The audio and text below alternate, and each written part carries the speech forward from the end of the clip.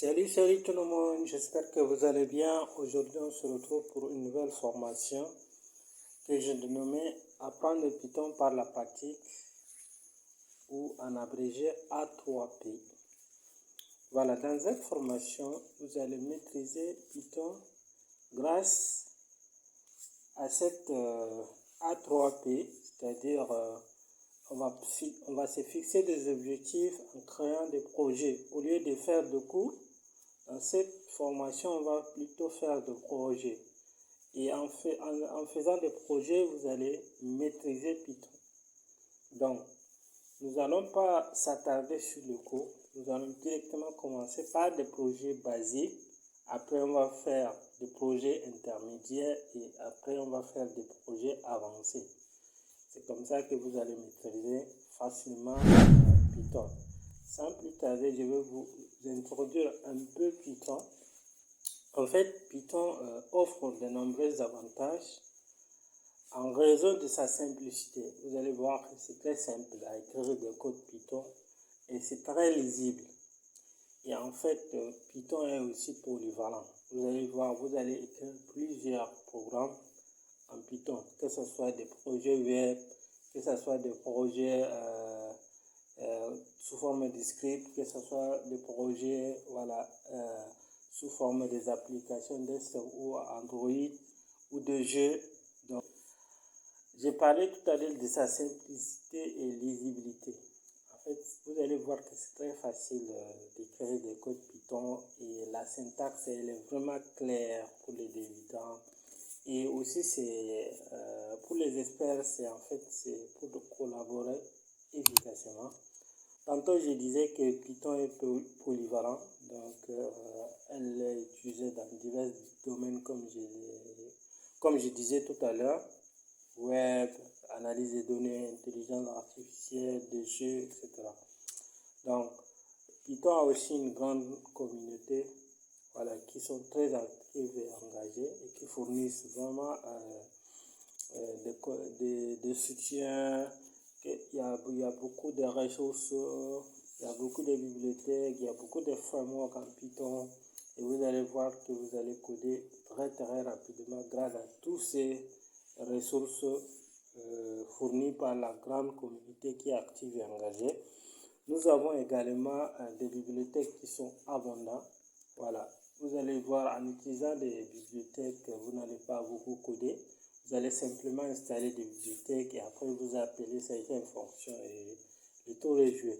Et nous avons aussi des bibliothèques spécifiques comme le NumPy, Pandas et TensorFlow pour l'apprentissage des machine learning, etc. Donc on va voir quelques-uns NumPy et Pandas dans cette formation. Voilà. Nous avons également le développement en Python, c'est rapide. Vous allez voir la syntaxe, elle est concise et c'est très rapide à faire de programmes. Voilà, voici le résumé de tout ça. Ensuite, nous avons des plateformes qui utilisent Python. Nous avons NASA qui utilise énormément Python. Et vous allez voir le réseau le plus célèbre qui est Instagram, qui est codé à base de Python et d'autres. Nous avons également Pinterest qui utilise Python. Nous avons Spotify, les célèbres plateformes de son, voilà, qui est codé à base de Python et d'autres. Nous avons ici Dropbox, d'accord. Nous avons YouTube. YouTube utilise Python et nous avons le célèbre moteur de recherche Google qui utilise Python également pour les recherches et autres. Nous avons également Reddit, c'est aussi un nouveau réseau social. En fait, c'est pas un nouveau, mais voilà, cette plateforme également utilise Python. Maintenant, regardons cette graphique. Ça va vous motiver encore davantage d'apprendre le Python.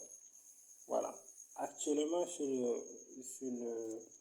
le marché, le langage le plus utilisé, c'est Python, comme vous voyez ici, 25,95% contre Java qui est 21,42%. Et les autres, vous voyez tout ça. Donc, ce qui signifie que apprendre Python, c'est vraiment c'est facile à l'embauche, c'est facile de trouver des emplois, c'est facile de créer des programmes, des applications, etc. Donc, nous allons voir maintenant le programme de cette formation A3P, qui est très simple, comme je disais. Nous allons se fixer des projets. C'est-à-dire, quand on va voir en grand temps les notions de base, nous allons directement faire projet 1 et 2. En faisant les projets 1 et 2, vous allez maîtriser les notions de base en Python. Ensuite, on va passer au niveau de B, structure de contrôle et fonctions. Ici, on va voir le projet 3 et 4 et vous allez maîtriser les structures et les fonctions. Les structures de contrôle, nous allons voir également à partir de notions de base. Voilà. Je crois que dans le programme, dans les projets 1 et 2, nous allons utiliser quelques structures de base, mais on va l'approfondir au niveau de B en faisant le projet 3 et 4. Nous avons projet 5 et 6 pour maîtriser des manipulations des fichiers et gestion des erreurs.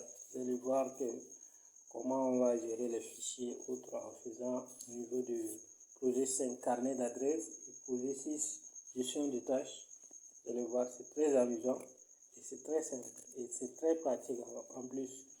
Nous avons en D programmation orientée objet. Voilà, ça aussi directement on va attaquer le projet 7 et 8. 7 simulation de comptes bancaires et 8 jeux.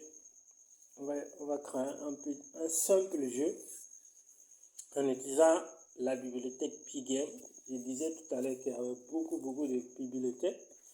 En utilisant cette bibliothèque, ça va nous aider rapidement à créer notre jeu. Tout ceci, on est encore en console. Tous les programmes qu'on va construire jusqu'ici, c'est en console. Ensuite, on va vers Web et API. Là, on va attaquer des trucs comme voilà, création des API et création des sites web, scraper, tout ça. Ensuite, on va attaquer la partie graphique. Voilà, ici, là, on va faire des applications graphiques. On va reprendre notre application gestionnaire de mots de passe. On va le faire de manière graphique et notre application calculatrice également. Ensuite, on va attaquer des projets avancés, c'est-à-dire projet 13, création d'un site web complet ici. Et on va aussi voir en projet 14, traitement des données scientifiques. C'est là qu'on va utiliser NumPy et Pandas. Vous allez voir, c'est très intéressant. Ceux qui veulent devenir des analystes des données scientifiques et autres, c'est la partie la plus intéressante. Maintenant, pour réaliser tout ça, nous avons besoin d'installer Python. Voilà. Donc, les outils nécessaires ici, on n'a que des outils. C'est pas beaucoup. Et les autres bibliothèques, on va les installer au fur et à mesure, au moment venu. Donc, on va installer Python et on va installer un éditeur de texte.